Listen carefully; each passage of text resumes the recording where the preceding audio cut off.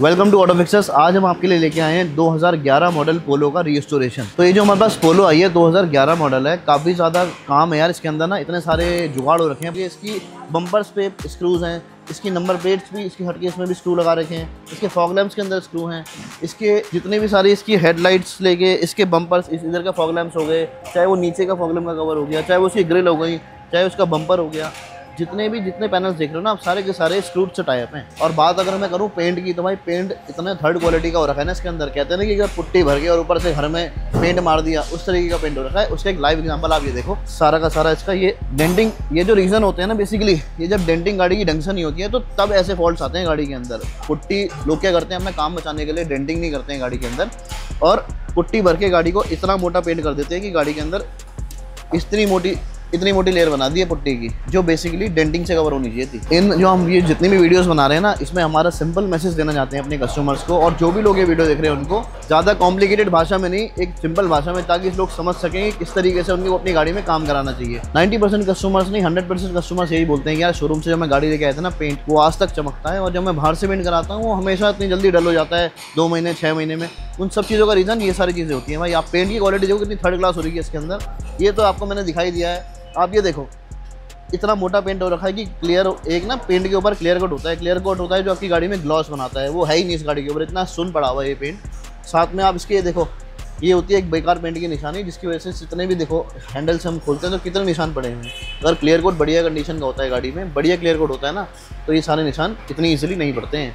कभी भी आप किसी OEM गाड़ी के अंदर जो पेंट ना हो रखी हो, आप उसमें देखना इस तरीके के स्क्रैचेस नहीं मिलेंगे। आप मिलेंगे भी तो बहुत कम होते हैं, वो इतने ज़्यादा नहीं होते। बात करूँ अगर मैं एक प्रोसेस की, तो हम किस तरीके से काम करते हैं। हम लोग जब गाड़ी कस्टमर की रिसीव करते हैं ना किसी भी काम के लिए, जस्ट बिकॉज ऑफ हमारा एक वन स्टॉप सोल्यूशन है हर एक काम के लिए। हम एक ट्राई लेते हैं कि गाड़ी फिट एंड फाइन है नहीं, फिर उसके बाद हम लोग गाड़ी को लिफ्ट पे लगा के पूरी इंस्पेक्ट करते हैं कार को, कि सस्पेंशन या गाड़ी के अंदर कोई लीकेज या मैकेनिकल इशू तो नहीं है। फिर उसके बाद हम उसके अंदर रिपोर्ट निकालते हैं पूरी, उसके बाद पूरी कंप्लीट बॉडी शॉप हम कंप्लीट गाड़ी का चेक करते हैं। फिलहाल के लिए हम लोगों ने इसके अंदर मैकेनिकल डायग्नोस करके इसके सस्पेंशन आर्म्स और steering and ball joint change कर दिए, जो कि काफी नॉइस कर रहे थे सस्पेंशन में। फिलहाल मैकेनिकल काम पूरा कर दिया है हमने। अब धीरे धीरे आपको हम दिखाते हैं स्टेप बाय स्टेप किस तरीके से पेंट का काम हम इसमें करने वाले हैं। किसी भी गाड़ी को पेंट करने का जो सबसे पहला प्रोसेस होता है ना, उसको बढ़िया पेंट और फिनिश देने का, वो होता है उसके सारे के सारे पार्ट्स को डिसमेंटल करना, जो कि 90% लोग करते नहीं है, और उस वजह से क्या होता है कि फिट एंड फाइन फिनिश कभी भी पेंट में आ नहीं पाती। तो मैंने आपको जैसे बताया कि किसी भी गाड़ी का बढ़िया पेंट करने के लिए डिसमेंटल करना जरूरी है, तो हमने भी इस गाड़ी के साथ वैसे ही करा। इसके सारे की सारी फिटिंग्स खोली। सबसे पहले इसके हमने ग्लाइडिंग्स खोली, ग्लाइडिंग्स के बाद इसके बम्पर खोले, हेडलाइट खोली, इसके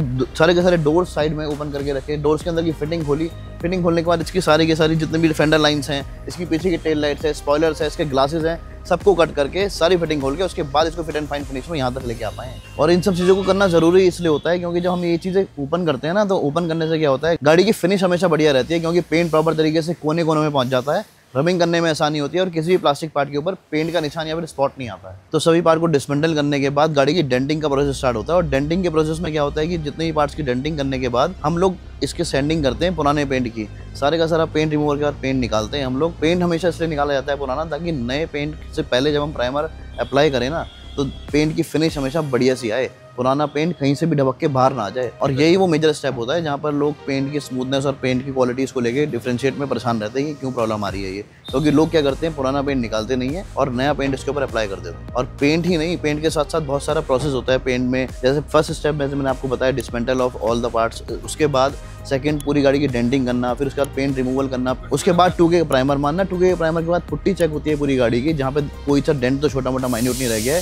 उसके बाद बेस कोट मार के पेंट मारना, पेंट मारने के बाद क्लियर कोट, और क्लियर कोट के बाद होती है आपकी सैंडिंग करके आखिरी में गाड़ी की फाइनल फिनिश रबिंग। गाड़ी की सैंडिंग इसलिए करनी जरूरी होती है कि हम गाड़ी की सैंडिंग करते हैं ना, पूरा का पूरा सरफेस जो है वो इवन टोन जो भी होता है वो एकदम स्मूथ एक लाइन में आ जाता है। और जितने भी गाड़ी की लाइंस होती हैं जो ब्रेक इवन अनइवन हो ही रहती हैं, वो सारी की सारी सैंडिंग के दौरान कवर हो जाती है। और अगर आपकी गाड़ी के अंदर सैंडिंग अच्छे से नहीं हो रही है ना यार, तो कितना भी अच्छा पेंट कर ले, पेंटर कितना अच्छा पेंट यूज कर ले, उसके अंदर कभी भी फिनिश अच्छी आएगी नहीं, क्योंकि पेंट के ऊपर ना रेगमाल के निशान दिखना चालू हो जाएंगे, और वो हमेशा पेंट की फिनिश को खराब कर देते हैं, क्योंकि सैंडिंग ढंग से नहीं हुई होती है। और अनइवन टोन रहेगी तो किसी भी सरफेस पे कभी भी फिनिशिंग आ ही नहीं पाएगी। 99% वर्कशॉप्स पे क्या होता है कि ना प्राइमर ही अप्लाई नहीं किया जाता है, क्योंकि 2K का प्राइमर जो है थोड़ा सा कॉस्टली आता है, और वही एक प्राइमर ऐसा होता है जो आपकी गाड़ी को रस्टिंग से और आपकी गाड़ी के पेंट को क्वालिटी और पेंट को 10 टाइम्स मच मोर ग्लॉस लेके आता है आपकी गाड़ी के अंदर, और वही लोग अप्लाई नहीं करते हैं। और पेंट और प्राइमर ना एक चीज़ में और ज़रूरी होता है कि आपके मेडल में पेंट ढंग से लग नहीं पाता है, पकड़ नहीं बना पाता है, तो उसके लिए प्राइमर भी इस्तेमाल किया जाता है ताकि बढ़िया सा एडहेसिव सरफेस बना सकें उस पर। यही प्रोसेस होता है कि हम लोग हर गाड़ी के अंदर करते हैं, 2K का प्राइमर अप्लाई करते हैं, और 2K का प्राइमर अप्लाई करने के बाद इस गाड़ी को, किसी भी कार को हम लोग 24 घंटे तक सूखने के लिए छोड़ते हैं। जब वो एकदम से सूख जाता है ना, तो सूखने के बाद और पेंट में फिनिशिंग आती है, वो 10 टाइम्स मच मोर बेटर होती है एक नॉर्मल पेंट से। तो इसी रूल को फॉलो करते हुए हमने इस गाड़ी को पूरा का पूरा 2K प्राइमर से कवर करके इस गाड़ी को पेंट के लिए प्रेप कर दिया। पेंट करने के बाद जो हल्की सी सरफेस पे स्मूथनेस नहीं आ पाती है, उसका रीजन होता है पेंट के ऊपर लगा हुआ क्लियर कोट, जो कि सैंडिंग के बाद आखिर में रबिंग करके फाइनल किया जाता है। तो स्टार्टिंग से जिस पोलो को लेकर काफी परेशान थे हमारे कस्टमर, और काफी रस्टिंग और काफी बेकार पेंट हो रखा था,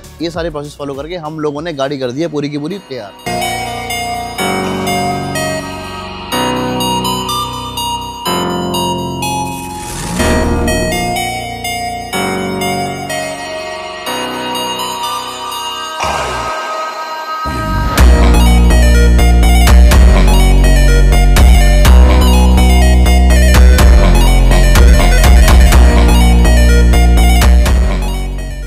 अब आप इस पोलो के आफ्टर एंड बिफोर शॉट्स देख के मुझे कमेंट्स में बताना कि इस गाड़ी का काम कैसा लगा। मिलते हैं किसी और वीडियो में, तब तक के लिए बाय।